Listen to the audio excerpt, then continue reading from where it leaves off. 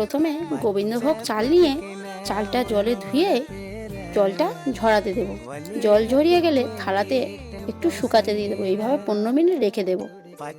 দেখো চালটা কেমন ঝরঝর হয়ে গেছে। এর মধ্যে 1 চামচ ঘি দিয়ে দেবো। ঘি দিয়ে ভালো করে মাখিয়ে নেব। দেখো কাজু কিশমিশটাও জলের মধ্যে দিয়ে দিলাম। এরপর একটি পাত্রে লিকুইড দুধটা ঢেলে দিলাম।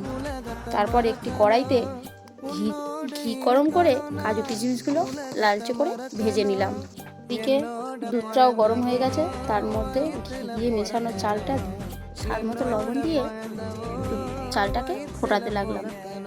পর একটি পাত্রে 100 গ্রাম গুঁড়ো দুধ নিয়ে তার মধ্যে অল্প গরম জল দিয়ে দুধটা গুলে নিয়ে আবার ওই পাত্রে ঢেলে দিলাম। এবার দেখো খেজুরের গুড়টা দিয়ে দিলাম।